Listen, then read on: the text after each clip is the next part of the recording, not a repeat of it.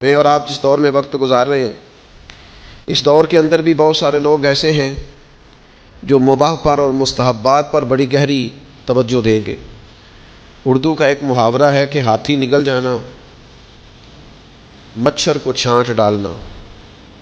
ہاتھی پورا کھا گیا ہے اور مچھر آیا ہے تو مچھر کو پیچھے ہٹا دیا۔ بڑے بڑے کبائر ہیں، بڑے بڑے گناہ ہیں، ان پر توجہ نہ کرنا، اور بعض ایسی چیزیں ہیں جن سے مکمل پرہیز کرنا، اس پر غور ہی نہ کرنا۔ حضرت عبداللہ ابن عمر رضی اللہ تعالیٰ عنہ سے مسئلہ پوچھا اہل عراق نے۔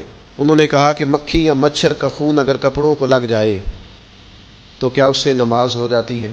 تو حضرت عبداللہ ابن عمر فرمانے لگے، مصطفیٰ کریم صلی اللہ علیہ وسلم کے بیٹے امام حسین ابن علی کو تم نے کربلا میں شہید کر دیا، اس خون کا مسئلہ تو تمہیں یاد نہیں آیا، مکھیوں اور مچھروں کے خون کے مسئلے پوچھتے ہو۔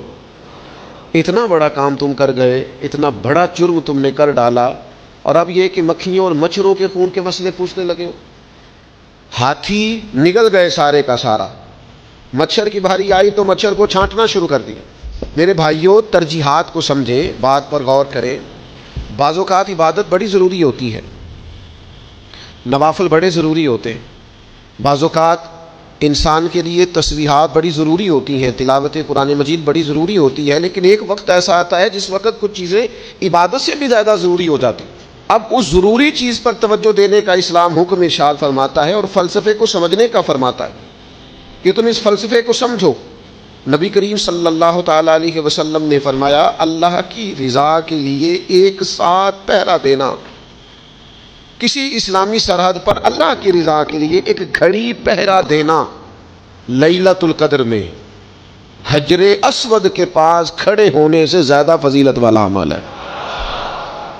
جب کفر کا خطرہ ہو اسلامی حکومت کو، اسلامی ملک کو، اسلامی سرحد کو، اس وقت اگرچہ رات لیلۃ القدر کی ہو، انسان بیت اللہ شریف میں موجود ہو، حجر اسود کے قریب اسے نماز پڑھنے کی توفیق نصیب ہو، تو امام بہقی اس حدیث کو لائے ہیں، میرے کریم نے فرمایا پھر اس وقت تمہیں حجر اسود کے قریب لیلۃ القدر کی رات، جو لیلۃ القدر خیر من الف شہر ہے، جو 1000 رات سے بہتر ہے، اس وقت تمہیں اجر وہاں نفل پڑھنے کا نہیں ملے گا، اس وقت تمہیں تلوار لے کر اسلامی سرحد پر پہرا دینے میں زیادہ اجر دیا جائے گا۔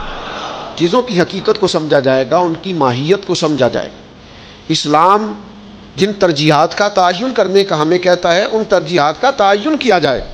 بے نمازی بیٹا ہے، رزق کمانے میں غیر محتاط ہے، حقوق العباد ادا کرنے میں پرلے درجے کا سست ہے، اپنی زبان کو تلخ رکھتا ہے، اپنے جملے ہر وقت اس کے تیر برساتے ہیں، لیکن وہ ختم اپنے والدین کا ٹائم پہ دلاتا ہے۔ وہ میرے بھائی جن پیسوں سے تو ختم دلا رہا ہے، پہلے یہ تو دیکھ لے وہ پیسے بھی جائز ذرائع سے آئے ہیں کہ نہیں۔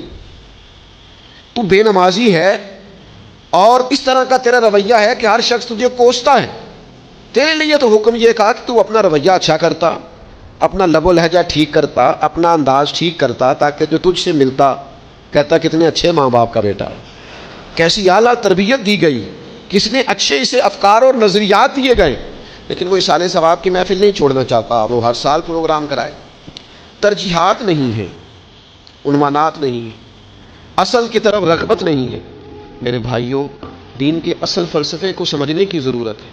میں محافل پہ ایک زمانے سے جا رہا ہوں، میری عمر کا، میرے شعور کا بڑا حصہ جلسوں میں گزر گیا۔ یقیناً میرے جانے پر نعرے بھی لگتے ہیں، یقیناً میرے جانے پر کھانے بھی پکتے ہیں، میری گاڑی پر پھول بھی پھینکے جاتے ہیں، میرے دوست ہر طرح سے میری خدمت کرنے کی کوشش بھی کرتے ہوں گے، لیکن ترجیحات کچھ اور ہیں۔ اب ہمیں اپنا سارا سرمایہ جلسوں پر نہیں لگانا، اس لیے کہ جس دور کے اندر طلباء کو کپڑا نہ مل رہا ہو، مدارس کے آئمہ قرضوں کے نیچے دبے ہوئے ہوں، اور جہاں حالات اس نہج پر پہنچ جائیں کہ ہمارے پاس ڈھیر سارے طالب علم ایسے ہوں جو لائق ہوں، ذہین ہوں، اور وہ اس لیے تعلیم چھوڑ جائیں کہ ان کے والدین خرچہ نہیں برداشت کر سکتے، تو اس وقت ترجیح محفل نہیں ہونی چاہیے۔ اس وقت تو ترجیح اس طالب علم کی خدمت ہونی چاہیے، تاکہ وہ اپنی تعلیم کو جاری رکھ سکے، اپنے خاندان کی کفایت کر سکے، دین کے لیے ایک اچھا داعی اور ایک اچھا مبلغ ثابت ہو سکے۔ لیکن ترجیحات کا تعین نہیں ہے، حکمت نہیں ہے، تدبر نہیں ہے، فلسفہ نہیں۔